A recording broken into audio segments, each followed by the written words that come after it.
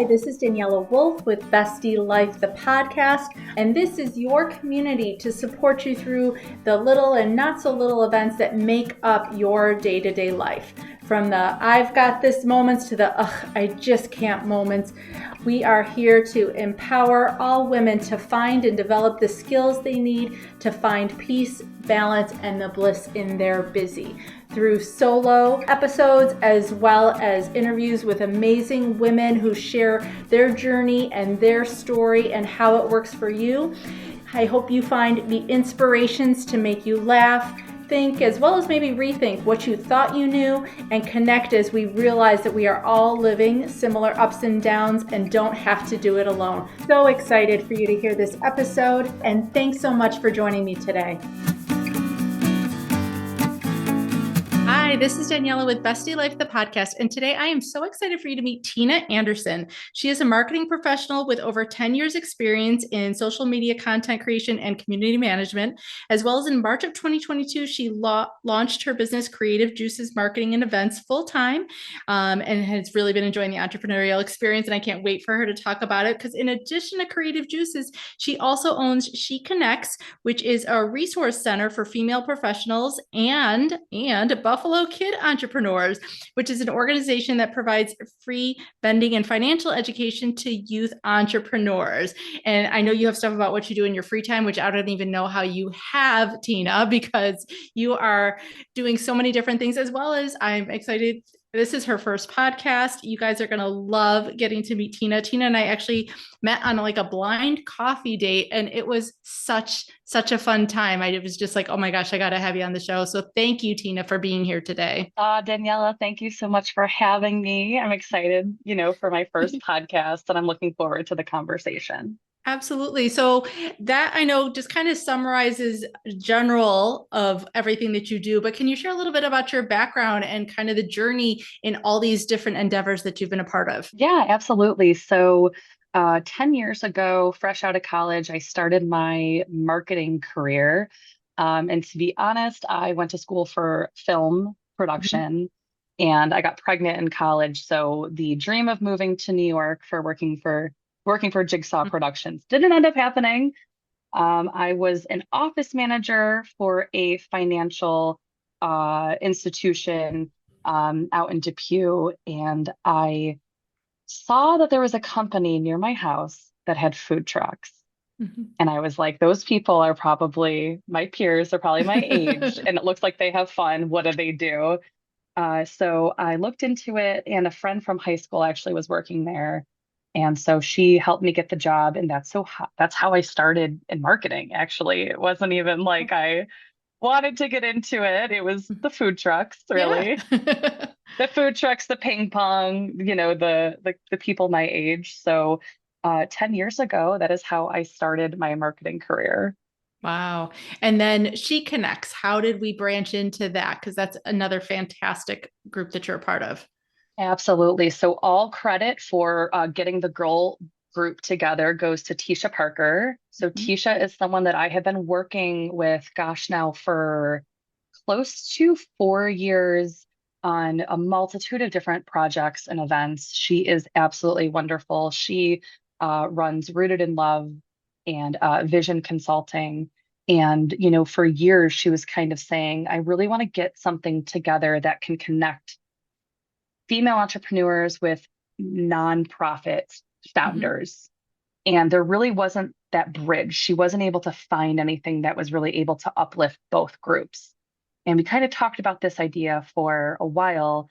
And so Tisha got myself, Dottie Maley, and Juaria Dahir all together. We all sat down and it was electric. Awesome. Just the chatting and just the we didn't even know each other, but we just all got along so well. And the energy was really wonderful. And we all had such a passion for our businesses, our Mhm. careers, our the experiences that we have are very, very different, but we all understood that we wanted to do something to help female founders in the for-profit and nonprofit space. Right. And like I said, just from meeting you on one coffee date, you are an amazing connector. You linked me with like three different groups, two different people. You're like, oh my gosh, I know somebody for this. I know somebody for that. And I just love that collaborative part of it. That's something that I am very passionate about as well, that collaboration over competition and being able to bring people together. And it just makes us better, stronger, and just have so much more fun. Yeah, absolutely. I bring a lot of my personal values into my business, and being a resourceful person is really important to me as an individual. And so it was obvious that that was something that was going to be a big part of my business with Creative Juices. I call it like that creative matchmaking. Like I love being able Yeah. to put people together so they can, mutually benefit and get work out of it. Hmm. And then your last one, Buffalo Kid Entrepreneurs. Where did that come from? Yes. Okay. So my daughter is a very entrepreneurial kid. I wonder where she Um, gets it from. I know, right? Yeah. I mean, like she's watched me for years. Like, since she was little, she's been helping me with my events, whether it's toting things in and out, setting up, the weeks beforehand. Like she's always been so great. And so she wanted to start making money off of selling her jewelry. And so we found an organization started by Zahira Hemphill. She threw this one kids fair. And it was the first time she had done it with her boys, Mateen and Yusuf. And Cece and I show up, and I was like, okay, how do I help? How do I get involved? And so her and I gelled so well together. And from that one event, gosh, now I think we're on maybe our 12th event that we have thrown for our kids. Wow. And I find it really important to give kids the ability to make, create, and then sell because it helps so much with self-esteem and Hmm. nurturing confidence. I've also had the parents tell us that when their kids are making and they're getting ready for our markets, they're more chatty. They're more so Right. willing to sit down and talk about their day because I know my daughter comes home and everything was good. Everything was Yeah. fine. What'd you do today? Nothing. Nothing. I didn't learn anything. I didn't do anything. But then, when you sit down with them, whether it's, you're driving in the car or you're making dinner or you're eating dinner, whatever it is, and you're sitting down side by side with them, that's when they really talk. Right. So when better is a time for them to talk when you're sitting together and you're at the sewing machine or you're beading together or making. So the parents are so happy with the kids and their ability to talk and Hmm. express themselves while they're also making. So we found a lot of success with that. Wow. Well, I love everything that you're a part of and everything, but I'd love to dive a little bit more into your business with the Creative Juices marketing. You've been in this for about 10 years. You said, what have you seen? Because I know in general, people are always saying, it's changed, it's different. What it was even 5 years ago is not the same as it was today. Are there things that you have seen change as well as what foundations have really stayed the same? What's been that tried and true method? Yeah. A lot has changed. Absolutely. Whether we're talking about social media platforms, moving to that app form, moving to everything being digital, handheld on our phone, that has changed so much. The rate at which we are looking at our phones, being distracted by social media, the rate at which our news feeds are being clogged by advertisements and other things that we necessarily don't want to see. I think that people are kind of getting a little bit of social media burnout Hmm. Yeah. from all of that. So one thing I do always tell my clients is that writing about yourself, your services, and how you can help improve the lives of your audience, being that authentic self, that's what people actually really want to see. And so if that hasn't changed, what people like to see online, what they're going to engage with, what they want to share, that really hasn't changed, but the rate at which we need to be producing content, whether it's video or just more content, that Hmm. has definitely changed. Yeah. So for someone who say, okay, I'm fine sharing myself. I like being authentic, but I don't want to dance. I don't want to be on camera or all these kind of things. How do you help them overcome some of that so that they're still in love with their business and not burning out? Okay, that's an awesome thing to say because I always tell my clients, I'm not going to make you dance, Yeah. right? I mean, people who own their own businesses, the social media typically is not their top priority. Hmm. They've got so many other things, and they also a lot of the times don't want to be on camera. Right. So I found that easing people in front of the camera has always worked best. I also find that when you have a staff, typically the younger staff members will actually be a little bit more on board with me coming in and shooting them, whether it is still photos or video. Hmm. So I think kind of easing them into the idea or sharing with them, hey, this person is just sitting on their porch and they're talking, and this is getting a lot of good engagement. You have an awesome porch. I can set up my tripod. We have beautiful light. Let's see what happens.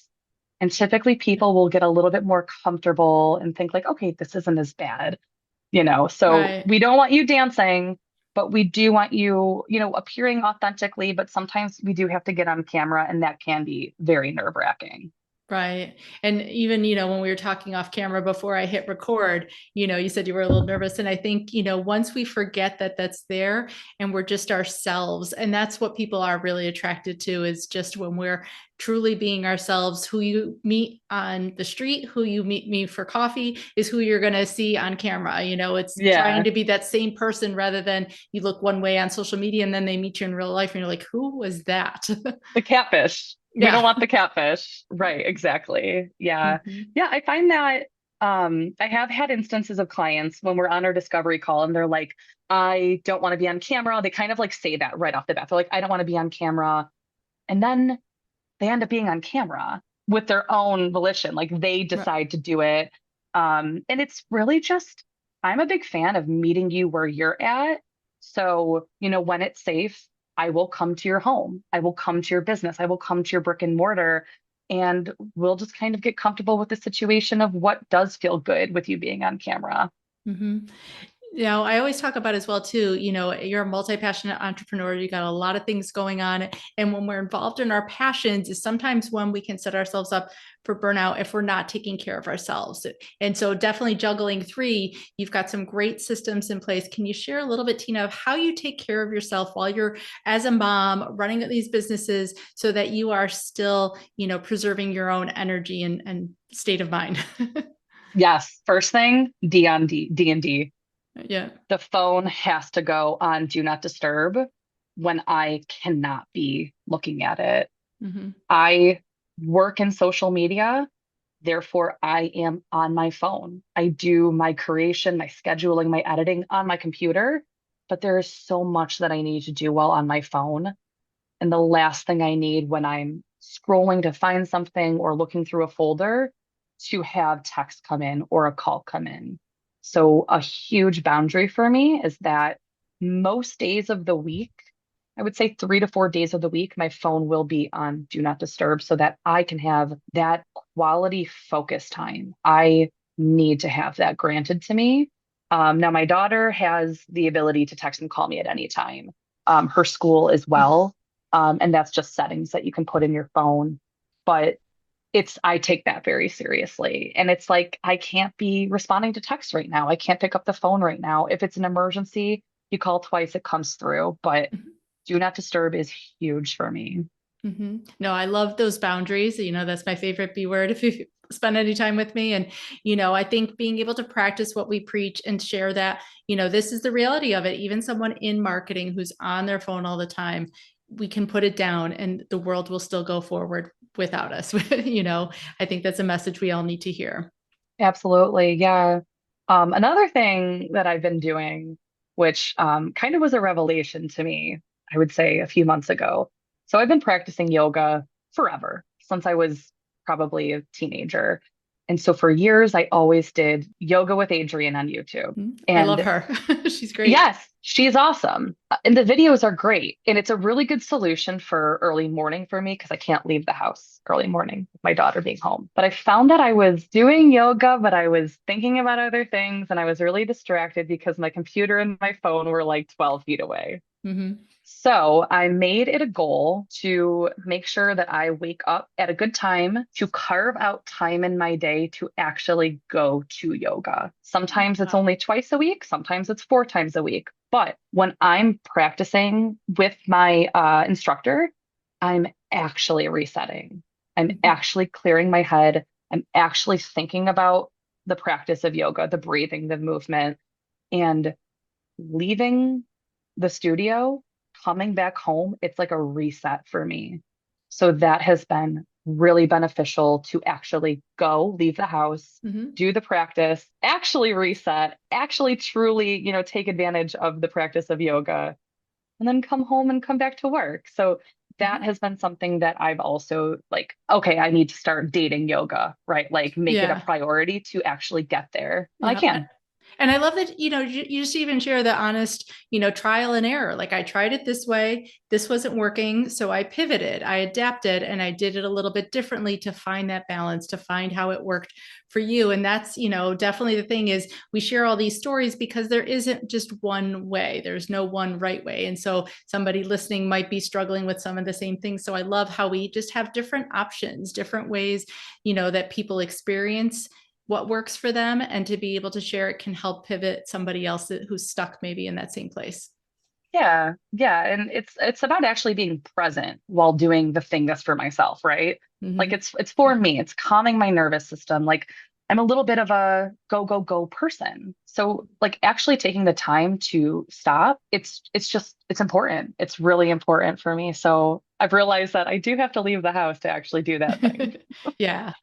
So if someone say is listening, they're a newer business owner, they're a solopreneur, if there was one thing that they needed to kind of focus their marketing efforts into, because obviously we hear so many different things. You need a website, you need this, you need to be on all these platforms, and it can get overwhelming. And I think, if you were going to simplify it into maybe just one thing for somebody to kind of put their energy into, what would that be? Mm. Gosh, this is hard to pick one because I'm going to be honest, the true answer is website Okay. because That's good to know though. social, So, because the website's probably it's yours versus social media, right? yeah, and social media, the point is to drive them somewhere. Okay. A lot of purchasing and a lot of sales can be done from social media. That is so true, especially if you are an e-commerce business. You can have your socials linked to your Etsy and to your Shopify. That's wonderful. But I would be remiss without saying that the website truly is the most important. So um, there are options to get help. There's a small business Mhm. development center. There's a bunch of other resources, state-funded resources to help you get that website. So I Mhm. do have to say, Facebook and Instagram are a great place to start because it's free. You're Mhm. getting yourself out there, you're putting your information out there, but you really need that website to drive traffic from Google. And that's where you're going to be making, your connections, your sales, all of that. Mhm. So No, I do have to say website. I'm so glad you answered that, because I think so many times I've heard people steer away from that, but that is, like you said, just like your email list, like that's your real estate. You own that. If Facebook goes down, if Instagram still goes down, your website's up. And there are some free options for websites. You don't have to be a programmer. I am so not tech savvy. And I, started with just kind of one template, one page, they're just a basic kind of like postcard of who you are. Yeah. Yeah. I actually, for another project, looked it up just now. You can still make your own website on Google for $6 a month. Wow. And I've done that before because I didn't have the funds to have, the $700, $1,000 website. Yep. So you can make yourself a landing page on Google that's still going to have a great, representation of you and your business, but definitely, put that money and that effort into building a really nice website. Mhm.